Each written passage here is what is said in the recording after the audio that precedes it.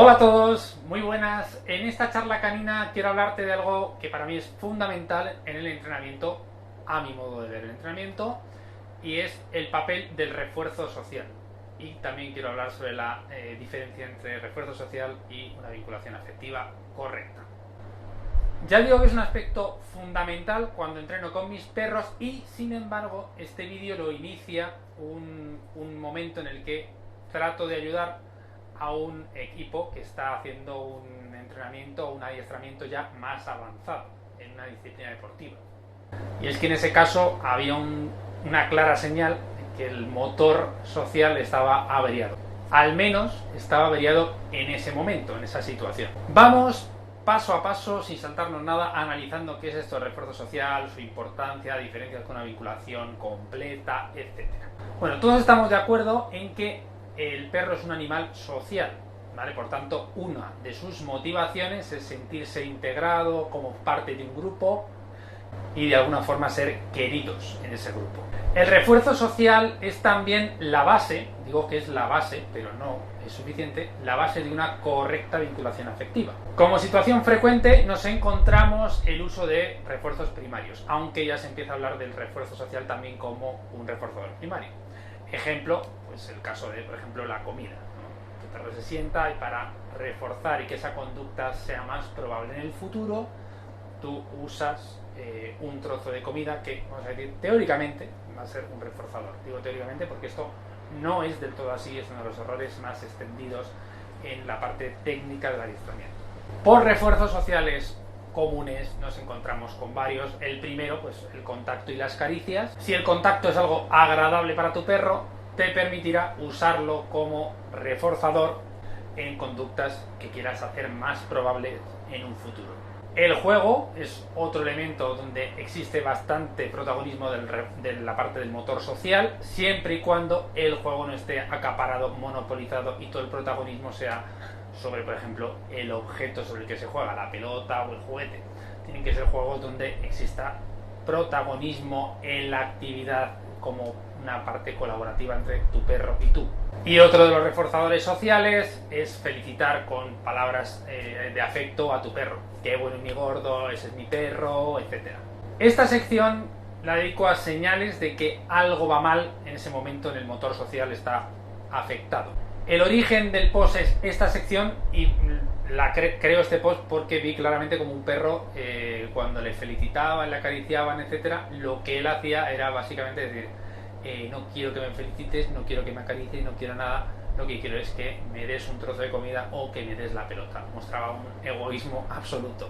Hay dos señales que se ven muy habituales cuando el refuerzo social no está correctamente creado, y es una, en el momento en que aparece el refuerzo social, caricias, felicitaciones, etcétera, y de que digamos ese perro sabe que ya está, que no va a obtener su pelota o su comida, empieza a mirar a otro lado, empieza como a pasar, no muestra, no se va, pero como que empieza a mirar a otras cosas que le interesan más. Y otra de las señales, y esta es muy muy clara de ver, es que cuando le empiezas a felicitar, en el momento en que empiezas a felicitar, acariciarle, etcétera, su interés está en mirarte el bolsillo donde sabe que está un trozo de comida, o en mirar el bolsillo donde sabe que está el juguete, pero no está centrado en disfrutar de ese momento donde tú le felicitas, le acaricias, etcétera. No muestra, digamos, lo que muestra es como una especie de urgencia por dame esto, pero vamos a dejar esto que a mí no me interesa nada, tus caricias y tus felicitaciones. Esta parte del vídeo es realmente importante que se comprenda, y es: el refuerzo social, aun siendo la base de una vinculación afectiva, no es condición suficiente para decir que si un perro es capaz de reforzarse socialmente con caricias, felicitaciones, etcétera, de su guía, tiene un vínculo correcto. Y ahora voy a poner un ejemplo concreto. Voy a ponerme en plan un poco abuelo cebolleta a contar una historia del pasado, pero esto era así. Como sabrás, hace ya bastantes años, hace más de 10 años, 12 años, el método predominante para entrenar un perro, para distraer a tu perro, era se basaba en los castigos, en castigo con collares de púas, estrangulamiento, collares eléctricos, etc. Cuando esos perros lo hacían bien, hacían una repetición que era buena, en lugar de recibir, pues eso, castigos, lo que había como premio era pues un refuerzo una caricia, por ejemplo, o felicitaciones. Le felicitaban y le acariciaban, pero las repeticiones que no eran correctas, pues siempre aparecía castigo. En los debates que se montaban por aquel entonces, en los que nos metíamos cuatro locos de las salchichas, el clicker y todo esto por aquel entonces, pues siempre nos contraargumentaban diciendo que para su perro lo más importante era él, porque cuando tocaba, que mira en el vídeo cómo se ve que cuando lo acaricio o cuando lo felicito, mi perro se excita un montón conmigo porque me quiere mucho, aunque el entrenamiento está basado en castigos repetidos. Para esos perros, esas caricias que aparecían de vez en cuando en el entrenamiento eran muy importantes. ¿Por qué? Porque la caricia significaba que se había librado del castigo, de volver a repetir, de otra vez más, otra vez puede que aparezca el impulso eléctrico, otra vez puede aparecer el tirón, etc. Por tanto, esas caricias, los perros reaccionaban con mucha felicidad porque evidentemente era información muy relevante. Pero, a mi modo de ver, y espero que estemos de acuerdo muchos en esto, esos equipos guía-perro no tenían una fuerte vinculación afectiva. En primer lugar, la mayoría vivían aislados, en sitios donde no compartían espacio con la familia.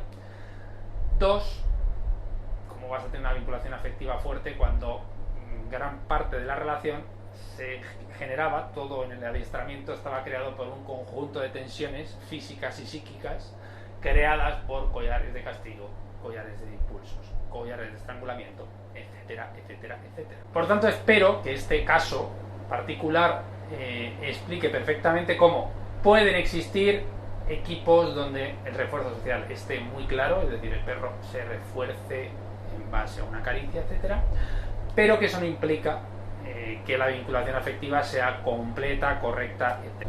¿Cuándo empezar a usar el refuerzo social? Pues cuanto antes, mejor.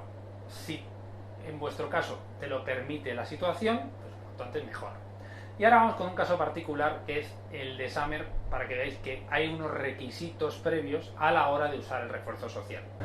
Summer, cuando llega a casa, es uno de los casos que siempre pongo para explicar que el refuerzo social en algunos cachorros hay que trabajárselo, no viene de serie. Con perros muy primitivos, de esos que en algunos ámbitos del deporte se le llama chacales, con perros que son, pues eso, muy egoístas, como ahora explicaré, te puedes encontrar con un cachorro que no tiene ningún interés en el contacto ni en las felicitaciones. Yo recuerdo a Summer cómo nos quedamos de piedra, nos quedamos con la boca abierta cuando hacía pis en la calle y la felicitábamos y la perra no mostraba ni movía el rabo ni nada, no hacía absolutamente ningún gesto de emoción positiva, seguía caminando igual que si no hubiese dicho nada. Vale, con esos perros, digamos, sus intereses son la comida, estar saciados en cuanto a bebidas, comida, y hacer actividades preferentes que tienen por una cuestión de instintos, que en el caso de Summer era pastorear otros perros, etcétera, o que ella consideraba que había que pastorear en ese momento. Te puede ocurrir igual con un braco alemán, con perros con mucho instinto de caza. Por ejemplo, he tenido podencos en acogida y es algo muy parecido, esa sensación que tienes de este perro pasa de mí. Puede ocurrir que estés ante un caso así.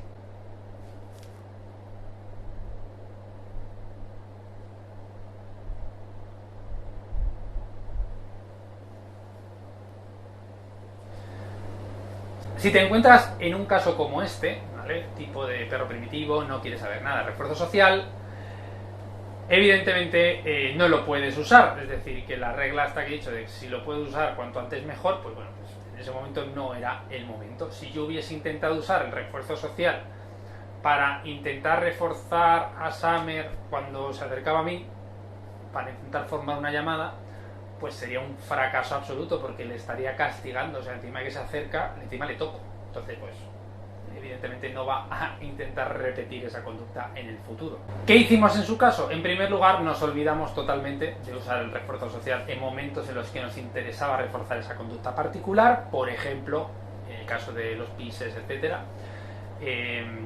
olvidamos por completo felicitarla. Simplemente, bueno, pues la felicitamos muy bien, sabíamos que no iba a tener ningún efecto, pero le dábamos comida o jugábamos con ella, que eso sí le gustaba, ¿vale? Entonces, lo primero que hay que hacer es olvidarse hasta saber si ese motor social está activado, está funcionando y lo puedes de verdad usar como reforzador. Por otro lado, empezamos a ver momentos en los que sí te parecía aceptar e incluso llegar a disfrutar un poco de las caricias. Bueno, pues una vez detectados esos momentos, nos centramos ahí para explicarle que lo divertido que era eso, lo agradable que era el contacto, etcétera. Poco a poco fuimos alargando esas sesiones de contacto y empezamos a intentar usarlas en otros entornos, ¿vale? Tirando, digamos, desde entornos muy tranquilos, que siempre eran muy tranquilos, poco a poco lo fuimos poniendo en otros contextos, hasta que ya vimos que efectivamente el motor social estaba funcionando. Eso fue un trabajo de meses, hasta que vimos que la perra era capaz de reforzarse con las caricias y las felicitaciones. Si lo piensas, es algo relativamente natural, aunque no sea habitual, ¿vale? Por ejemplo, en el caso de Joker, pues, todo lo contrario, desde el primer día era adicto. Era adicto a que le dijéramos cosas, que le acariciáramos, era un perro con mucho motor social desde el minuto cero, ¿vale? Pero si lo piensas, lo natural es lo que le ocurrió a Summer. No nos conoce de nada porque le van a interesar nuestras felicitaciones y nuestro contacto, si no sabe nada de nosotros. Pero bueno, estamos acostumbrados, la tónica general es que un cachorro cuando llega a casa 2 meses le felicitas y te mueve el rabo. A día de hoy podemos afirmar que Summer junto con Winter son los más adictos al contacto social de toda la grupeta. Y es que siempre tengo la misma sensación con mis perros o con perros de alumnos, que cuando algo nos preocupa le ponemos ahí empeño. Lo que a priori era un punto débil acaba siendo una fortaleza. Siempre que trabajamos ordenados, nos planteamos objetivos, etcétera, llegamos a resultados y lo que era una debilidad se convierte en fortaleza. Me ha pasado ya en un montón de casos. Por último, ¿se puede medir el refuerzo social? ¿Se puede saber si está funcionando ese motor? Evidentemente, siempre digo lo mismo. En primer lugar, lo que no se puede medir no se puede mejorar. La respuesta es evidente, el refuerzo social sí es medible. En una sesión de 10 minutos, haciendo una serie de ejercicios, se ven señales, evidentemente si usas el refuerzo social, si intentas usarlo, donde se ve claramente que en ese caso o en ese momento ese perro tiene o no el motor social activado. Una es la conducta desaparece cuando empiezas a usar refuerzo social únicamente. Esa es una de las cosas que puedes observar. Y otras son las malas señales que he comentado al principio. En resumen, eran una, que cuando empiezas a felicitar a tu perro empieza a mirar a otro lado, no le interesa, desconecta, mira a otras cosas que le interesan más. La señal más clara, que es que cuando empiezas a reforzarle con caricias, felicitaciones, etc., lo que hace es mira el bolsillo donde tienes la pelota o mira el bolsillo donde está la comida, pero no está centrado para nada en disfrutar de ese momento. Espero que os haya gustado esta charla canina y que trabajéis en base, siempre trabajad como una parte de la base de la pirámide del entrenamiento y el adiestramiento de vuestro perro, el refuerzo social. Sobre esta materia y otras hablaré de forma extensa en el curso que arranca el primer fin de semana de octubre junto con Adiestralo, el curso de adiestrador canino profesional. Espero veros a muchos. Chao, hasta otra.